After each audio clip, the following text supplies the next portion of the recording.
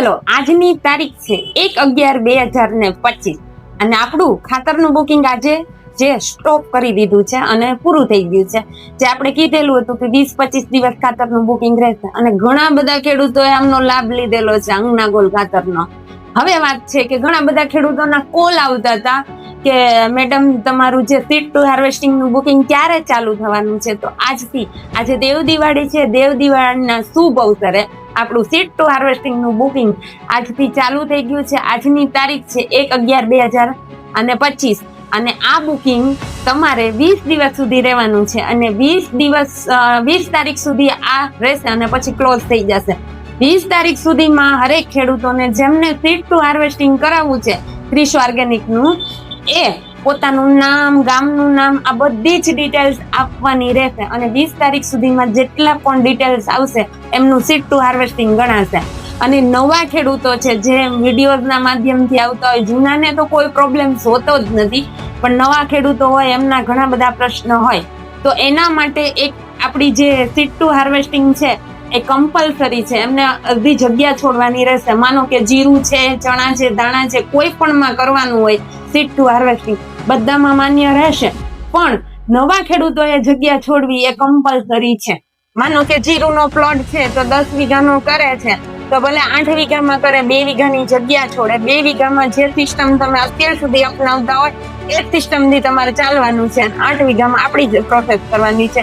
યા તો 5-5 વીઘામાં કરો.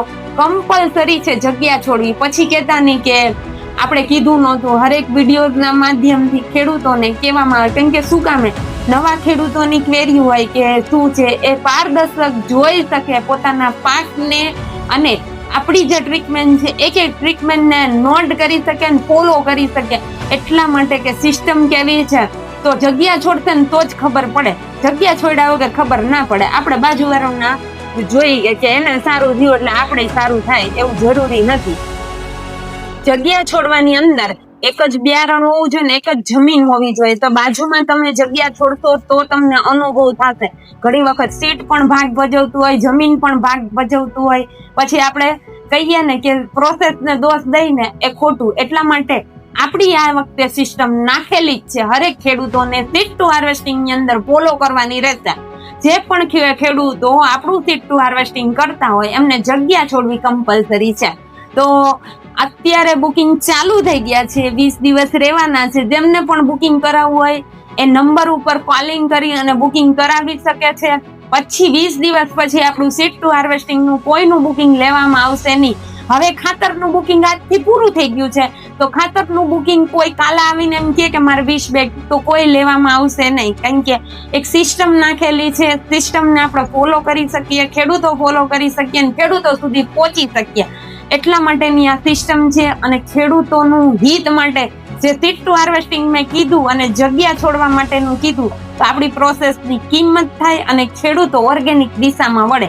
હવે આના માટે તમારે બુકિંગ કરાવવાનું રહેશે અને બુકિંગ મારો નંબર છે 9425967650. આ નંબર છે અને અહીંયા બીજો નંબર આપેલો છે રોહિત વાછાણી 9909176571. આના ઉપર તમે કોલિંગ કરી શકો છો. કાર્ડ પણ મેં આપી દીધું છે નજીકથી. તમે આ 2 નંબર ઉપર તમારું સીડ ટુ હાર્વેસ્ટિંગ નું બુકિંગ કરાવી શકો છો અને 20 દિવસનો ટાઈમિંગ છે. ધાણા, ચણા, જીરું, ઘઉં ગમે એ પ્રોસેસ ની અંદર આપણું સીડ ટુ હાર્વેસ્ટિંગ થાય છે. મોટામાં મોટા તો જીરું ની અંદર થાય છે અને જીરું ની અંદર ખાસ જેમને પણ સીડ ટુ હાર્વેસ્ટિંગ કરાવવાનું હોય ને એકવાર કોલિંગ કરીને વાતચીત કરી લે. ઘણી વખત એવું બનતું હોય કે પહેલા જે પાકની અંદર ધાણા જેવા પાક થઈ ગયા હોય તો એ પ્રોબ્લેમ ક્રિએટ ના થાય એટલા માટે વાત કરવી જરૂરી છે. તમારી જમીન કેવી છે આ બધું જ આપણે જાણતા હોય છે અને જમીન લેબ હોય તો વધારે ઉત્તમ છે.